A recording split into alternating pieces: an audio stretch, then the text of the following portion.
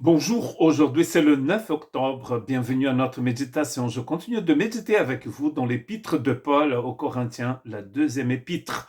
Et aujourd'hui je voudrais lire dans le chapitre 4 et verset 6. En effet, le Dieu qui a ordonné que la lumière brille du sein des ténèbres a aussi fait briller sa lumière dans notre cœur pour faire resplendir la connaissance de la gloire de Dieu dans la personne de Jésus-Christ.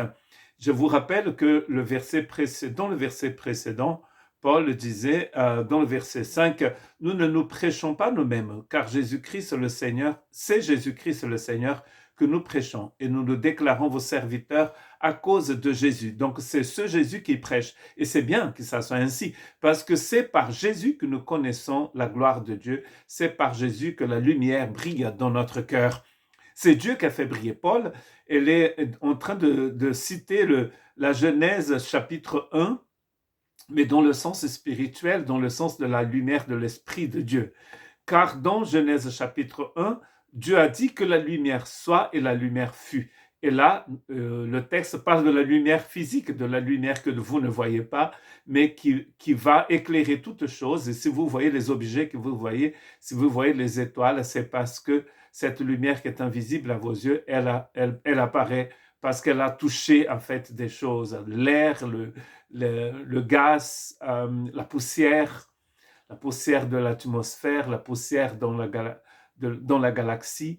Et ici, en fait, c'est pour qu'on puisse le voir. Mais la seule façon de le voir ici, c'est que Dieu fasse briller cette lumière justement dans notre cœur et qui va faire donc resplendir la connaissance de la gloire de Dieu dans la personne du Christ. C'est pas étonnant que le Christ dise « Nul ne vient au Père que par moi ». Et on peut dire aussi que nul ne peut voir le Père que par Jésus. Et d'ailleurs, c'est aussi écrit. Dans 2 Corinthiens 4, 3 à 4, les versets précédents encore, il dit « Si notre évangile est encore voilé, il est pour ceux qui périssent, pour les incrédules dont le Dieu de ce monde a aveuglé l'intelligence, afin qu'ils ne voient pas briller l'éclat que projette l'évangile de la gloire de Christ, qui est l'image de Dieu. » Donc en fait, les incrédules, ce sont ces personnes qui n'ont pas accepté le Christ, qui n'ont pas reçu donc du coup cette lumière et ils ne peuvent pas voir briller l'évangile de la gloire de Dieu.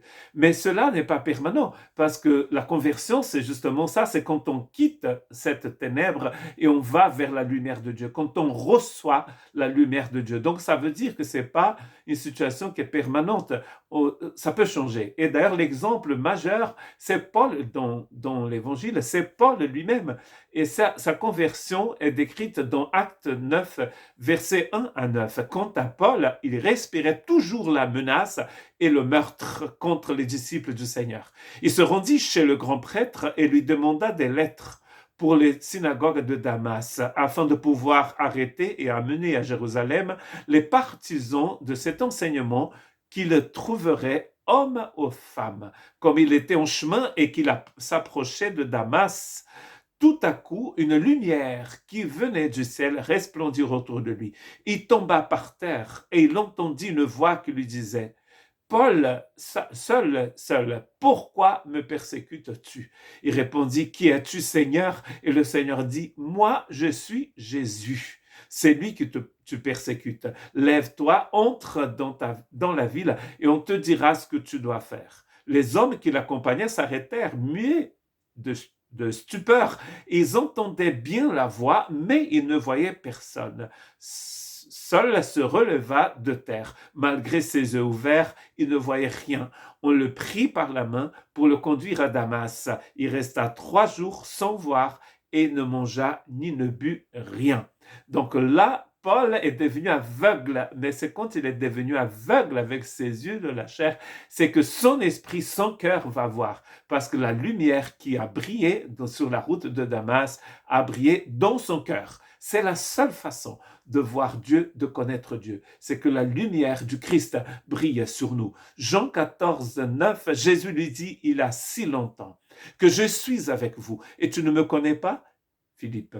Celui qui m'a vu a vu le Père. Comment peux-tu dire, montre-nous le Père? Celui qui m'a vu a vu le Père. Vous voulez voir Dieu, il va falloir que vous puissiez voir le Christ d'abord. C'est le Christ qui vous révèle, qui va vous le révéler le Père. Et dans Jean 17, 24, Jésus dit, Père, je veux que là où je suis, ce que tu m'as donné, soient aussi avec moi, afin qu'ils contemplent ma gloire, la gloire que tu m'as donnée parce que tu m'as aimé avant la création du monde. Incroyable. Vous voulez connaître cette lumière, vous voulez connaître Dieu, le créateur de l'univers, vous devez avoir la lumière du Christ sur vous. Si vous avez déjà reçu le Christ, si vous avez reçu sa vie en vous, si la lumière du Christ a brillé dans votre cœur, soyez transformés, métamorphosés par la lumière du Christ qui habite en vous. Que Dieu vous bénisse.